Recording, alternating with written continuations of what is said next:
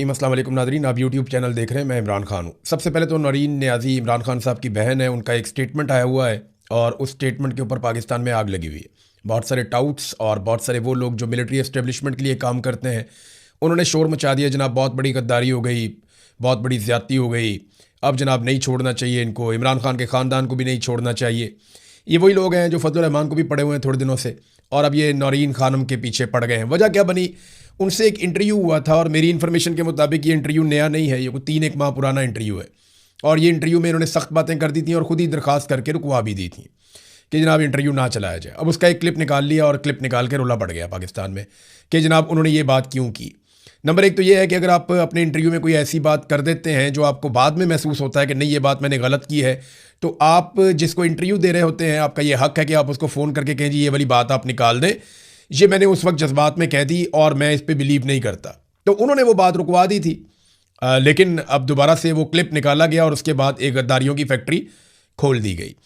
तो मैं आपको ये बता देता हूँ कि एक्चुअली वो स्टेटमेंट क्या है। स्टेटमेंट तो ये है, उन्होंने कहा जी कि जब पूछा गया उनसे बार बार कि ये जो मार्का हक हुआ इंडिया और पाकिस्तान की लड़ाई, तो फ़ौज की तारीफ़ करवाने की कोशिश की जा रही थी एंकर साहब की जानिब से। तो वहाँ पे नौरीन खानम ने कहा जी कि वो तो मोदी और पाकिस्तान की फ़ौज ने मिलके, यानी नूरा कुश्ती का तासुर दिया जनाब उन्होंने कि ये तो मिलके किया इन्होंने काम। फिर आगे वो बहुत सारी बातें करती चली गई कि पाकिस्तान इसराइल को तस्लीम करने वाला था, फिर इंडिया के पीछे इसराइल खड़ा था, फिर उन्होंने कहा इंडिया बहुत ताकतवर बड़ा मुल्क था। अब वो ये सारी बातें कर रही थी और डोनाल्ड ट्रंप बीच में आया, तो डोनाल्ड ट्रंप को पाकिस्तान से क्यों प्यार है, वो एक्चुअली मोदी को दबाना चाहता है, तो वो अलग अलग बहुत सारी चीज़ें उन्होंने वन गो में कह दी। अब ये सारे कह रहे हैं जनाब कि ये मार्का हक पे तो पाकिस्तान ने बड़ी कामयाबी हासिल की इंडिया के खिलाफ, तो ये तो पाकिस्तान की फ़ौज के साथ, पाकिस्तान के साथ गद्दारी हो गई। ये जो इन्होंने कह दिया कि जनाब पाकिस्तानी फ़ौज जो है वो मोदी के साथ मिली हुई थी और मिलकर इन्होंने ये कारनामा किया है। देखिए जी, इसको 2-3 पहलू हैं, वो सारे मैं आपके सामने रख देता हूँ। नंबर एक तो ये है कि ये एक ऐसी खातून का इंटरव्यू है जिसका भाई भी जेल में बंद है बेगुनाह, और जिसका बेटा भी जेल में बंद है बेगुनाह, और बंद किया हुआ है फ़ौजी जर्नैलों ने। ये तो बात बिल्कुल क्लियर है। अब वो बच्चे नहीं हैं, उनको ये पता है कि आसिम मुनीर साहब ने बंद किया हुआ उसके भाई को भी और उसके बेटे को भी, और ना सिर्फ बंद किया हुआ बल्कि बेगुनाह बंद किया हुआ और तकालीफ भी दे रहे हैं और कैद तन्हाई में भी रखा हुआ है, और उनके हुकूक भी सारे मुअत्तल कर लिए हैं, हत्ता कि उनकी जो पाकिस्तान में हुकूमत बनी वो भी छीन ली है। तो एक ऐसी खातून जिसे कैद तन्हाई में उसके भाई का सामना है, वो हर हफ्ते जाती है, जब वो कोई इंटरव्यू देगी तो वो नॉर्मल स्टेट ऑफ माइंड में नहीं है। उनको तो आपने एक जंग में उतारा हुआ है और रोजाना की बुनियाद के ऊपर कभी आप उनके ऊपर वाटर कैनन मारते हैं, कभी आप उन्हें पकड़ के ले जाते हैं, कभी आप दूर छोड़ के आ जाते हैं। तो जो आप हरकतें उनके साथ करते हैं तो वो नॉर्मल नहीं है। जब आप उन्हें ये कहेंगे कि आप तारीफ करें इन्हीं लोगों की जो आपके साथ ये कर रहे हैं, उसी इदारे की तारीफ करें जिसका जर्नैल आपके साथ ये कर रहा है, तो ये एक ऑब्वियस रद्द अमल है। ऐसा नहीं है कि कोई ऐसी अजीब चीज़ नहीं है, ये कोई भी होगा वो इसी तरह बेचारा करेगा। आम आदमी की मैं आपको बात कर रहा हूँ। अब ये कोई बहुत बड़े पॉलिटिकल लीडर्स तो नहीं है कि इन्हें इस बात का ख्याल रखना पड़ेगा कि लोग हमें कल को वोट नहीं देंगे अगर हमने ये बात कर दी है वो बात कर दी। ना इन्होंने इलेक्शन लड़ना है, ना इनका इससे कोई ताल्लुक है। इनके भाई ने ज़रूर इलेक्शन लड़ना है और उसका सियासत से ताल्लुक भी है, लेकिन वो एक माँ भी है और एक बहन भी है, और जो उसके साथ हुआ वो सबको नज़र भी आ रहा है। तो उन्होंने जज्बात में वो बात की, लेकिन उसके बाद उन्होंने कहा कि इसको ऑन एयर ना करें, आप इसको ना चलाएं। लेकिन फिर उसमें से वो क्लिप किसी ने देख लिया या कहीं से पता चल गया, तो वो क्लिप अब वायरल कर दिया गया और उनके ऊपर इल्ज़ामात लगाए जा रहे हैं। गद्दारी के इल्ज़ामात पाकिस्तान में नए नहीं हैं। देखें, नौरीन नियाज़ी ने वही किया जो पाकिस्तान के जर्नैल हमारे साथ करते हैं। आप देखें ना, अगर जर्नैलों को यह कहा जाए कि वो मोदी के साथ मिल गए हैं तो कितना बुरा लगा उन्हें कि उन्होंने सारे टाउटों के पट्टे खोल दिए कि पै जाओ इनको। तो जर्नैलों को कितना बुरा लगा ना, उन्हें लगा कि यह बहुत बड़ी ज्यादती हो गई है कि हमें मोदी के साथ मिला दिया है। लेकिन आप ये देखें कि पाकिस्तान में किस किस को गद्दार नहीं कहा गया।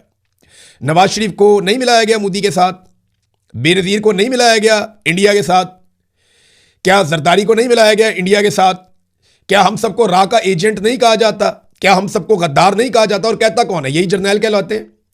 ये मुख्तलिफ महकमों के अंदर बैठे हुए जर्नैल, ये अपने टाउटों के जरिए से और अपने असर रसूख को इस्तेमाल करते हुए पाकिस्तानियों को गद्दार डिक्लेयर करते हैं। अभी थोड़े दिन पहले एक अहमद साहब है, उन्होंने अहमद शरीफ साहब से एक सवाल भी पूछा कनाडा से। उन्होंने कहा जी, अहमद साहब ने कहा जी बताएं कौन कौन गद्दार है। उन्होंने एक एक नाम लेकर बताया, दर्जनों गद्दार उन्होंने गिना दिए। तो ये जो गद्दारी का खेल है ना और गंद है, ये पाकिस्तान की मिलिट्री एस्टेब्लिशमेंट ने मारना शुरू किया। आसमा जहांगीर भी गद्दार थी, अहमद मीर भी गद्दार था, इमरान रियाज भी गद्दार है, अरशद शरीफ को गद्दार कहा, वो मुल्क के लिए शहीद हो गया, अरशद शरीफ की फैमिली को गद्दार कहा गया।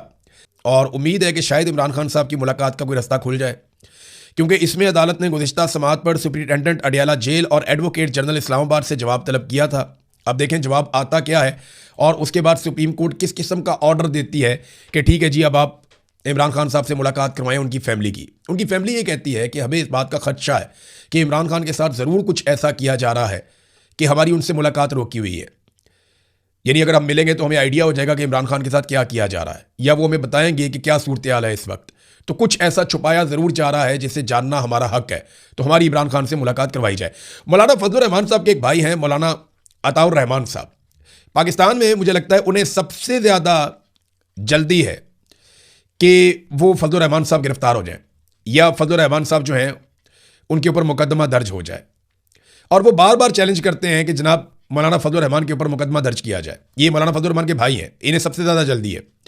शायद वो चाहते हैं कि मौलाना साहब जल्दी जल्दी हीरो बन जाएं, या वो चाहते हैं कि वो बेनिफिशरी बन जाएं, फटाफट मौलाना साहब भी पुरचे हो जाएं, नायल हो जाएं, अंदर हो जाएं।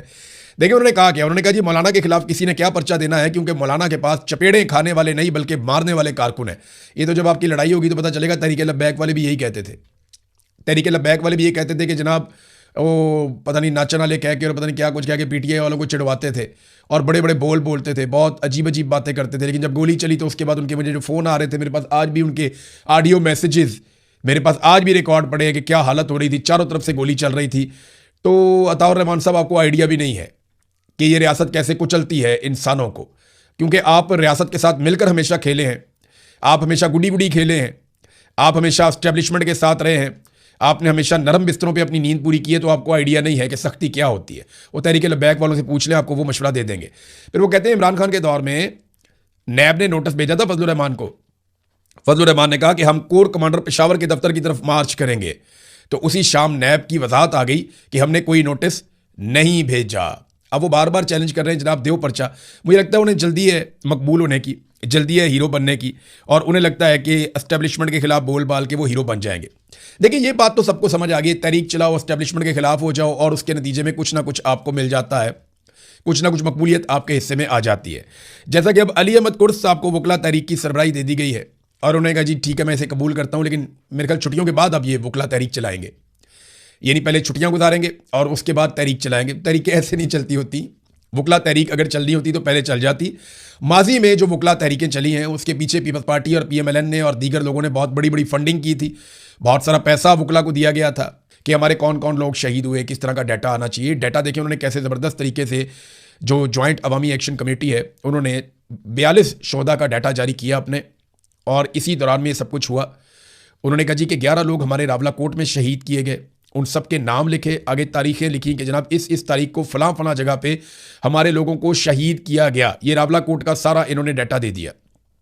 बाग के अंदर 4 शोधा हैं, रावला कोट में 11 शोधा हैं, कोटली के अंदर 10 शोधा हैं। मैंने आपको बताया था ना कोटली में बहुत खौफनाक इंसिडेंट हुआ। ये 9 जून को जो वाक़या हुआ था, ये लगभग सारे लोग उसी तारीख को शहीद हो गए थे, 10 लोग, और ये 9 जून के ही सारे शोधा हैं कोटली के।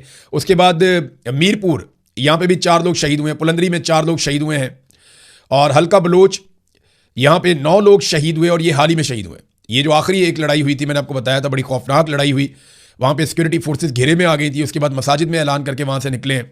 तो ये 14 जुलाई का वाक़या था, तो यहाँ पे भी 9 लोग शहीद हुए। तो टोटल उन्होंने जो नाम बताए हैं 42 अफराद के बाकायदा नाम जारी किए गए हैं कि ये लोग हमारे शहीद हो गए।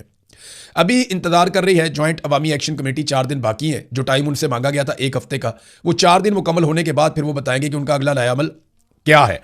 नाज़रीन, पाकिस्तान में ये जो एक नया खेल खेला गया है ना पेट्रोलियम मसनूआत के हवाले से, कि जी हम अब रोज़ाना की बुनियाद के ऊपर इसकी कीमत बढ़ाएंगे, तो इस फार्मूले के पीछे असल बात क्या है वो मुझे एक सोर्स ने बताई। उन्होंने कहा जी असल में हो ये रहा था कि इकट्ठी 15 रुपये 20 रुपये कीमत बढ़ानी पड़नी थी हमें, 30 रुपये 50 रुपये भी बढ़ानी पड़ सकती है हमें। तो जब इकट्ठी कीमत बढ़ाते हैं ना तो उससे आवाम के अंदर बड़ा नेगेटिव इम्पैक्ट जाता है, फिर कम हम कर नहीं पाते, क्योंकि पाकिस्तान में आसान तरीका ये नज़र आ गया है कि आप लोगों की जेबें काटें पेट्रोल में से, और वो जो जेबें आप काटें उससे आप अपना जो शॉर्टफॉल है उसे कवर करने की कोशिश करें, लेकिन वो हो नहीं रहा।